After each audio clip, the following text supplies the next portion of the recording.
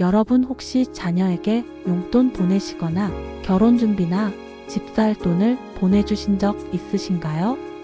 가족끼리 주고받는데 세금까지 내야 해? 이렇게 생각하실 수 있지만 2025년 8월부터는 국세청 AI가 가족 간 송금까지 감시합니다. 오늘 영상에서는 가족 간 계좌이체를 세금 문제 없이 안전하게 하는 방법 쉽게 설명드릴게요. 왜 이제 가족 간 계좌이체도 조심해야 할까요? 예전에는 하루에 1천만 원 이상 현금 거래나 정말 수상한 거래만 국세청 레이더에 걸렸습니다. 그런데 올해 8월부터는 달라졌어요. AI가 우리 통장을 분석하기 시작할 거예요. 금액뿐 아니라 반복성, 규칙성, 수취인의 소득까지 확인해요. 예를 들어 소득 없는 20대 자녀에게 매달 100만 원씩 송금한다거나 매월 같은 날짜, 같은 금액을 반복 송금하는 것, 받은 돈을 곧바로 주식 또는 부동산에 투자하는 것, 이런 패턴은 이건 증여 아니야? 하고 AI가 바로 의심합니다. 그리고 이런 의심 거래는 금융정보분석원으로 자동 보고돼요. 특히 하루 1,000만 원 이상 현금 거래는 무조건 보고됩니다.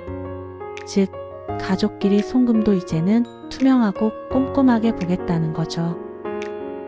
이제 많은 분들이 궁금해하시는 증여세 기준을 헷갈리지 않게 정리해 볼게요. 가족 간 증여는 10년 단위로 비과세 한도가 있어요. 배우자 사이는 6억 원, 부모가 성인 자녀에게는 5천만 원까지, 미성년 자녀라면 2천만 원까지, 기타 친족은 1천만 원까지입니다. 이 금액을 넘으면 증여세가 발생합니다. 예를 들어 아버지가 2024년에 아들에게 3천만 원을 줬다면 2033년까지 2천만 원만 더 줄 수 있어요. 그 이상 주면 초과분에 대한 증여세를 내야 합니다. 그렇다면 증여세의 세율은 어떻게 올라갈까요?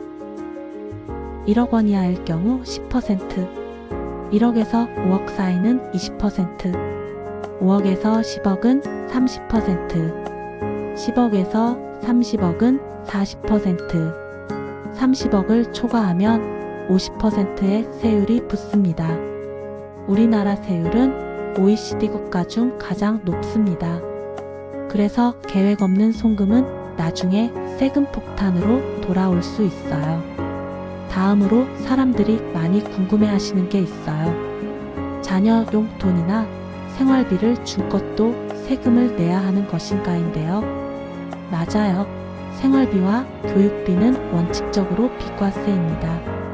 하지만 중요한 건 실제 사용처예요. 예를 들어 생활비라고 받고 그 돈을 주식에 투자했다면 증여로 간주합니다. 또는 등록금이라고 준 돈을 적금에 넣어두는 것 역시 증여로 간주됩니다. AI는 이런 것까지 추적합니다. 받은 돈의 용도와 실제 사용처가 일치해야 문제가 발생하지 않습니다. 그럼 안전하게 송금하는 4가지 실전 노하우 알아볼까요? 1. 이체 메모를 구체적으로 작성할 것.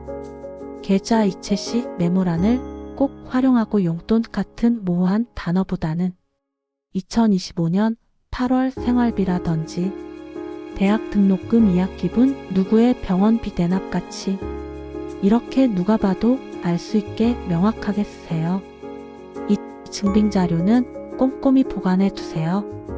전산으로 남길 수 없는 것은 잘 보관해 둬야 합니다.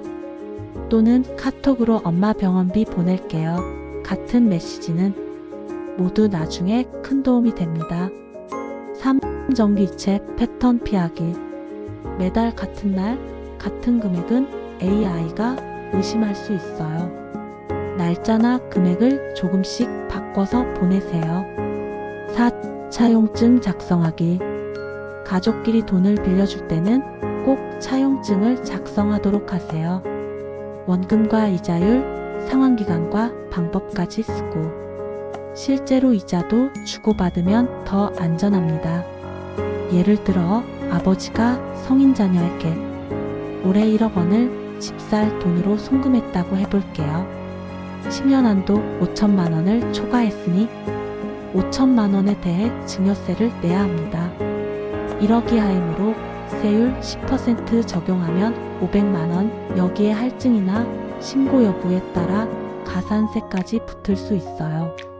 만약 미리 차용증을 쓰고 10년 동안 분할해서 5천만 원씩 보냈다면 세금을 아낄 수 있었겠죠. 이제 가족 간 계좌이체도 세금 전략이 필요한 시대입니다. AI가 감시하고 패턴을 분석하고 의심되면 바로 조사 대상으로 분류합니다. 하지만 걱정 마세요. 정당한 거래라면 증빙만 잘 준비하면 됩니다. 오늘 영상 기억하세요.